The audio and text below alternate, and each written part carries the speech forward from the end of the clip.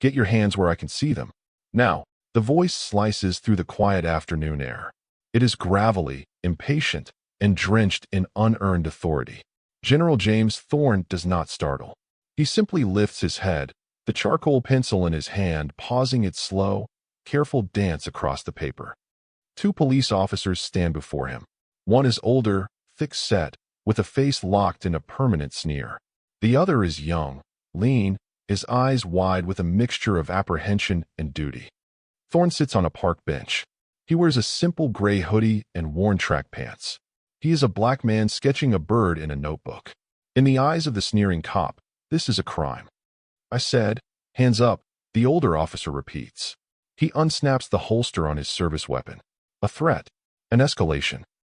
Thorne slowly places the pencil on the bench beside him. He raises his hands to shoulder height, palms open. He complies. He always complies. It is the first rule of survival taught long before the 4 stars were pinned to his collar. Is there a problem, officer? Thorne's voice is calm. It is a deep, measured baritone trained to command armies, but now it is used as a tool of de-escalation. The officer scoffs.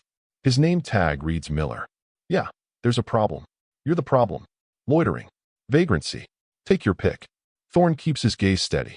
I am sitting on a public bench in a public park during daylight hours. Could you please clarify which statute I am violating? Miller's face darkens with rage. The calm, precise question is an unexpected challenge. It is not the fearful stammering he expects. It is not the deference he demands. You think you're smart? A park lawyer. Miller steps forward, invading Thorne's personal space. His shadow falls over the sketchbook, eclipsing the half-finished drawing of a blue jay. The younger officer, Davis, shifts his weight. He glances from his partner to the man on the bench. He sees a citizen sketching. He hears a man asking a reasonable question. He feels a knot of wrongness tightening in his gut. This is not what they are supposed to be doing. Sir, Davis begins, his voice hesitant. Maybe we should just ask him what he's doing. I know what he's doing. Miller snarls, never taking his eyes off Thorne. He's casing the place. We're waiting for a deal to go down. Aren't you? Thorne does not answer the accusation. He looks past Miller to the small pond where his wife, Eleanor, used to love feeding the ducks. He is here for her. This park was her sanctuary, and in the 3 months since her passing, it has become his. He comes here to remember, to feel the echo of her laughter on the breeze. He took up her hobby, sketching, as a way to hold on to a piece of her. The charcoal under his fingernails is a penance, a tribute. His rank, his uniform, his life at the Pentagon, all of it feels like a world away. Here, he is just James, a man grieving his wife, a man trying to find a moment of peace. That peace is now shattered. Miller interprets the silence as guilt. No answer. Figures. Stand up. Slowly. Thorne remains seated. Officer, you have not articulated a reasonable suspicion of a crime. Therefore, I am not obligated to comply with that order. He speaks the language of the law. Clean. Precise. Clinical. Each word is a carefully placed stone, building a wall of reason against Miller's tide of prejudice. For Miller, it is gasoline on a fire. He lunges forward, grabbing the front of Thorne's hoodie. He yanks him to his feet. The sketchbook tumbles to the ground, landing open on the damp grass. You have a lot of nerve, Miller hisses, his face inches from Thorne's. I am the law here. You understand me? I say stand, you stand. I say jump, you ask how high. From his vantage point, Davis watches the interaction devolve. He was trained in the academy to de-escalate, to build community trust. Miller's approach is a masterclass in the opposite. It is pure aggression, pure dominance. Davis sees the man in the hoodie, his posture ramrod straight even as Miller holds him. There is no fear in his eyes, only a profound, unnerving calm. Davis knows this is wrong, deeply wrong. He has been on the force for 6 months. He has been partnered with Miller for 2 of them. He has seen Miller's short temper, his dismissive attitude, his casual cruelty. But this is different. This is unprovoked. He opens his mouth to speak again, to try and pull his partner back from the brink. Shut it, Davis. Miller snaps, as if reading his mind. Watch and learn. This is how you handle trash. The word hangs in the air. Trash. Thorne's eyes narrow, almost imperceptibly.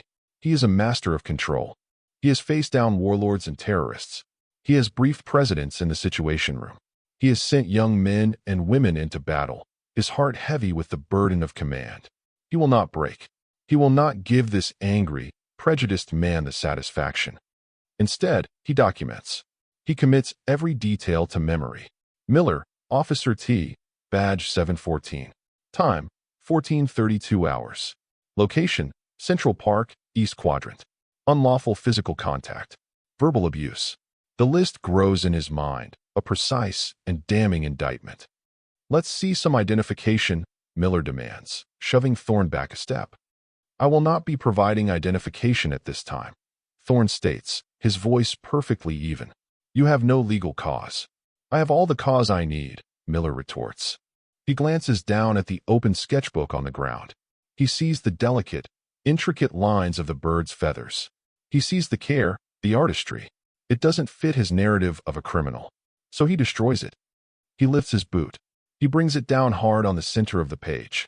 The charcoal smears into an ugly black smudge. He grinds his heel, tearing the paper. A small, violent act of desecration. Just scribbles, Miller says with a sneer of satisfaction. Garbage. That is the breaking point. It is not the shove. It is not the insults. It is the boot on his wife's memory. The deliberate destruction of the one thing connecting him to her in this place. A cold fire ignites in Thorne's chest. The calm remains on his face, a mask of iron, but behind his eyes, a decision is made. The lesson Miller is teaching will not be the one he intends. Turn around, Miller barks, pulling out a pair of handcuffs. You're coming with me. Resisting arrest. I am not resisting, Thorne says, his voice now carrying a new edge. It is not anger. It is something far colder. It is the sound of absolute finality.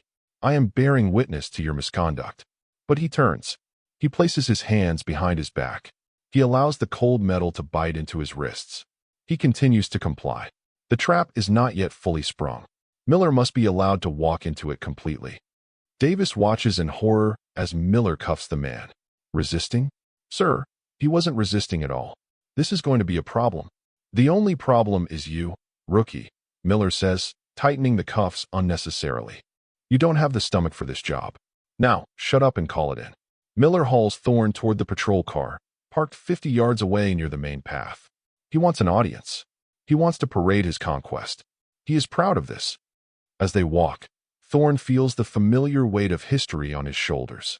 He thinks of all the others who have walked this path. The countless black men and women manhandled, humiliated, and arrested on the whims of men like Miller. Today, he carries them with him. Today, the story will have a different ending. They reach the car. Miller shoves him against the hood, the metal cool against his cheek. The public humiliation is complete. Families walking by stare. A teenager records the scene on his phone. Miller swells with importance. All right, Mr. No ID, Miller says, patting down Thorne's jacket. Let's find out who you really are. His hand finds the lump of a wallet in the inner pocket. A switch flips in Thorne. The time for observation is over. The time for action has come. Officer Miller, Thorne says. His voice is quiet, but it cuts through the air like a razor. Every ounce of his command authority is packed into those two words. Miller pauses, his hand on the wallet. My name is General James Thorne. He continues, his voice devoid of all emotion. You are holding a 4-star general of the United States Army. I suggest you proceed with extreme caution. Miller freezes. He lets out a short, incredulous laugh. A 4-star general? You? In that getup? That's the best one I've heard all week. Check the wallet, officer, Thorne says. It is not a request. It is an order. Davis, standing nearby, feels a chill run down his spine. The man's tone has changed completely. The quiet, calm victim is gone. In his place is someone else. Someone powerful. Driven by his own arrogance, Miller rips the wallet from Thorne's pocket. He flips it open, ready to mock whatever fake ID he finds inside. He stops. His eyes lock onto the identification card displayed behind the clear plastic. It is not a driver's license. It is a United States Armed Forces Common Access card. On it is Thorne's picture, stern and official, in full dress uniform. And above his name, clear as day, are 4 silver stars set against a black background. General James E. Thorne. The world seems to stop. The sounds of the park, the distant traffic, the children's laughter, the chirping of birds, all fade into a dull roar in Miller's ears. The blood drains from his face, leaving a pasty, gray mask of shock. His sneer collapses into a slack-jawed gape of disbelief. His hands begin to tremble. The wallet slips from his numbed fingers and clatters onto the hood of the car. General. A 4-star general. The words echo in his mind, a death knell for his career. Davis steps closer, his eyes wide. He looks from the ID card on the hood to the man in handcuffs. He sees it now. The posture, the discipline, the unshakable calm under pressure.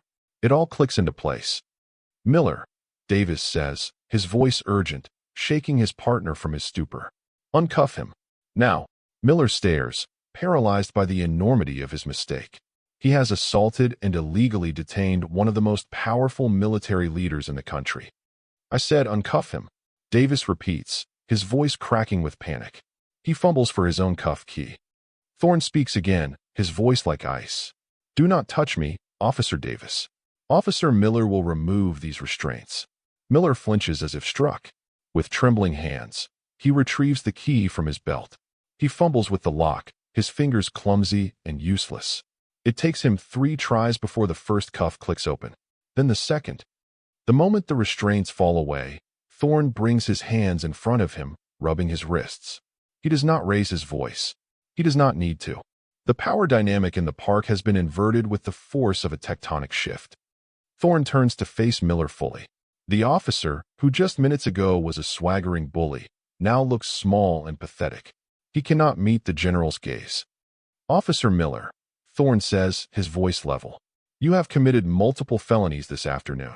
Assault, unlawful detainment, willful destruction of property. You did so based on nothing more than the color of my skin and the clothes I wear. Each sentence is a hammer blow. Miller visibly shrinks. Thorne retrieves his phone from his other pocket. He scrolls through his contacts with a steady thumb and presses a single button. He puts the phone to his ear. Robert, it's Thorne, he says. There is no preamble. I'm at Central Park, North Entrance. I have been assaulted and illegally detained by an officer of the city police department. I need you to dispatch the State Police Internal Affairs Division to my location. Immediately. And get me Police Chief Stevens on the phone. Now, there is a pause.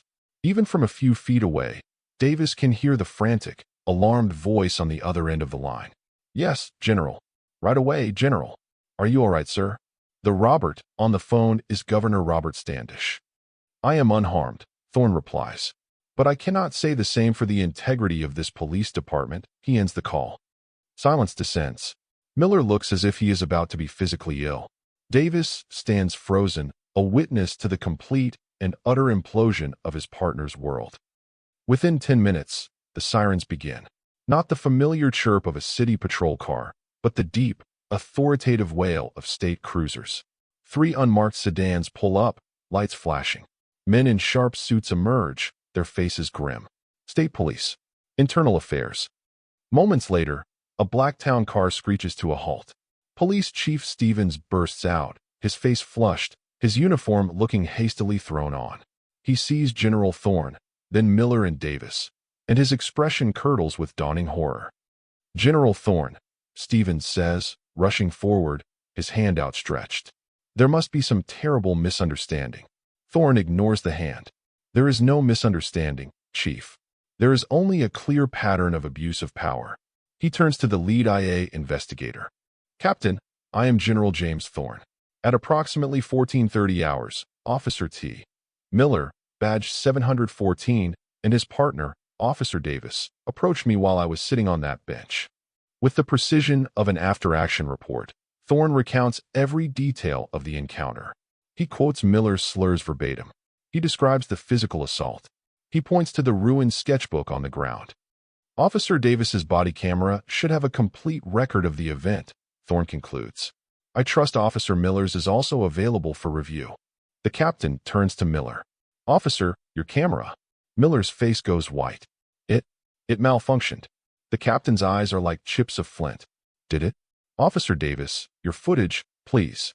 Davis, his hands shaking slightly, uploads his camera's data to the captain's tablet. They watch the entire incident unfold. The unprovoked aggression. Thorne's calm questioning. Miller's escalating rage. The shove. The destruction of the sketchbook. The illegal arrest. And most damningly, the clear audio of Miller telling Davis to shut it and learn how it's done. Chief Stevens watches, his face growing paler with every passing second. He sees his career, his department, his city, all spiraling into a public relations nightmare from which there is no recovery. "Captain," Thorne says calmly, "I would also recommend you pull Officer Miller's service record. I suspect this is not his first complaint. It is a direct order cloaked as a suggestion." The IA captain nods and makes a call. The information comes back in minutes. 12 civilian complaints in 5 years. Excessive force, racial profiling, verbal abuse. All of them marked unfounded by his direct supervisor and buried. The enablers are now in the crosshairs. The corruption runs deeper than one bad cop. "Officer Miller," the captain says, his voice cold and official. "You are hereby suspended, effective immediately. Surrender your badge and service weapon." Miller stares in disbelief, his world crumbling around him. He is no longer a predator. He is prey. "Chief Stevens," the captain continues, turning his hard gaze on the department head, "you will be hearing from the Attorney General's office. It seems you have a systemic problem in your department." Just then, another motorcade arrives. This one is led by the governor's official vehicle. Governor Standish himself steps out, his face a mask of controlled fury. He walks directly to Thorne. "James," he says, his voice low and tight with anger. "I am so sorry. This is unacceptable." He then turns, his voice booming for all to hear, including the news crews that have now gathered. "As governor, I am announcing an immediate and full-scale investigation into this city's police department, to be led by the state. Effective immediately, Chief Stevens is placed on administrative leave." He looks at Miller, who is being disarmed by the state police. "And as for that officer, he will face the full force of the law. The fallout is swift. It is absolute." The governor turns back to Thorne. "James, this rot. We have to cut it out. I'm forming a new statewide task force on police reform and accountability. I need someone to lead it. Someone with unimpeachable integrity and a clear understanding of discipline and command. I need you." Thorne looks from the governor to the cowering Miller, to the young, conflicted face of Officer Davis. He thinks of his wife, of the peace he sought and the ugliness he found. He can retreat back to his world of military strategy, or he can fight a different kind of war. A war for the soul of his country. "I accept, Governor," Thorne says. Then he looks at Davis. "Officer Davis, you showed integrity today when it would have been easier to remain silent. You have a place in this state's law enforcement. But not here. Not in this department." The governor nods. "Son, the state police would be lucky to have you. We'll make it happen." Davis can only nod, overwhelmed. He made the right choice. He stood for what was right, and he was being seen. Months later, General Thorne stands at a podium. Before him is the first graduating class of cadets under the new training protocols of the Thorne Commission. The reforms are sweeping: mandatory anti-bias training, community-led oversight boards, strict new use of force policies. In the front row sits a newly minted state trooper, a proud Officer Davis. Thorne holds up a framed object. It is the sketchbook page, the drawing of the Blue Jay. It has been painstakingly restored, but the tear and the ugly smudge are still visible. A scar. A reminder. "Honor," General Thorne says to the sea of new faces, his voice echoing in the auditorium, "is not the uniform you wear. It is the choices you make when no one is watching and when everyone is. It is choosing respect over suspicion, empathy over aggression, and justice over prejudice. Today you begin. Do not fail. The system is not fixed. The fight is not over. But a battle has been won. A new standard has been set. And in a quiet park, a man can once again sit on a bench and sketch a bird in peace, his wife's memory held safe and sacred. A new beginning has been forged in the fires of injustice.